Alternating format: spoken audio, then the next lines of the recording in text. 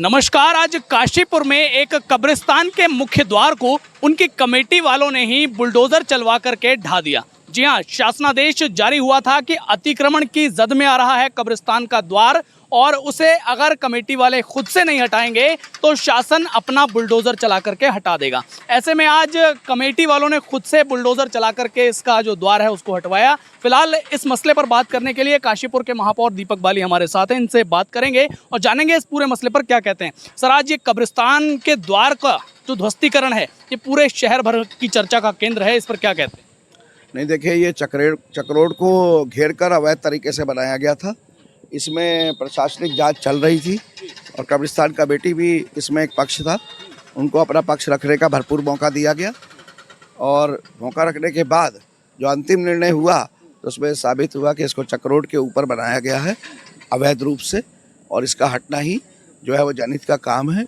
तो प्रशासन ने, आप देखिए, मैं फिर भी अपने प्रशासनिक अधिकारियों की तारीफ करूंगा कि उन्होंने आज अपने ऑर्डर को इनको तामील कराया कि या तो आप इसको खुद हटा लीजिए और नहीं तो फिर इसको प्रशासनिक कार्रवाई से हटाया जाएगा।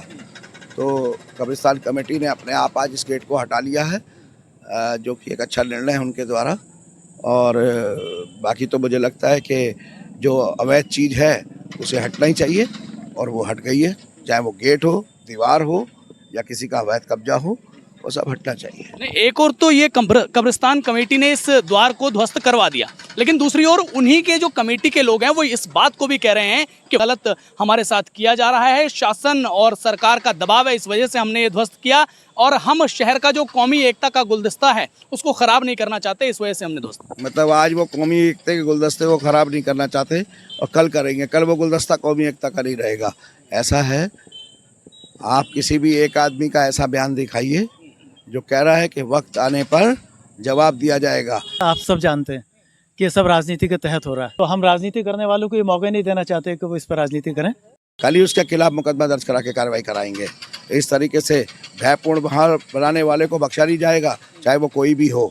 इस तरीके की बातें करने वाले, मुझे नहीं लगता कि आज, मतलब मैं आप कह रहे हैं इसलिए मान रहा हूँ, लेकिन मुझे कहीं नहीं दिखा। अभी कमेटी वाले मुझसे मिले भी थे तो वो तो आराम से उस गेट को हटा रहे हैं। ऐसी कोई बात उन्होंने मेरे सामने तो की नहीं है। आने वाली मुसलमान समुदाय से मैं अपील करना चाहता हूँ कि भाइयों, अपना रहनुमा अगर चुनो तो ऐसा चुनो जो आपके साथ कंधे से कंधा मिला के चले। आज अफसोस है कि हमारे सामने ये गेट टूटा है, मैंने खाना नहीं खाया है जब से मुझे पता चला है। ये धामी सरकार है, ये जनता की हामी से बनी हुई धामी सरकार है।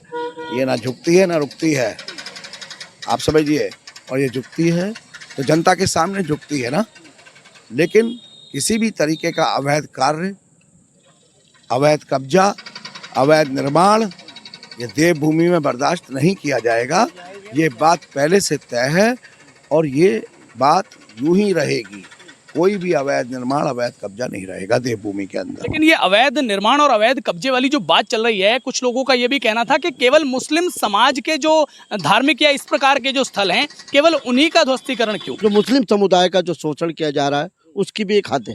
आज पूरे उत्तराखंड के अंदर मुस्लिम और दलितों का शोषण हो रहा है। आप बताइए ना, कौन से चक्रोड, आप बताइए मुझे एक धार्मिक स्थल किसी दूसरे समुदाय का जिसमें चक्रोड घेर कर गेट लगा रखा है, दिखाइए आप। देखिए, सनातन में एक परंपरा रही है। सनातन में जब मंदिर बनता है ना तो उसकी ज़मीन को दान देने वाला भी एक सनातनी होता है। अवैध तरीके से सरकारी भूमि को घेर कर कोई मंदिर का निर्माण, किसी भी तरीके का धार्मिक स्थल सनातन धर्म में नहीं बनाया जाता है। इसीलिए जब आप इस तरीके के वैध और अवैध के बीच का फ़र्क देखते हैं तो आपको मंदिर हमेशा वैध जगहों पर मिलते हैं, वैध तरीके से मिलते हैं। इसी तरीके के निर्माण आपको, आप जानते हैं, किस समुदाय के द्वारा करे हुए मिल रहे हैं पूरी देवभूमि के अंदर।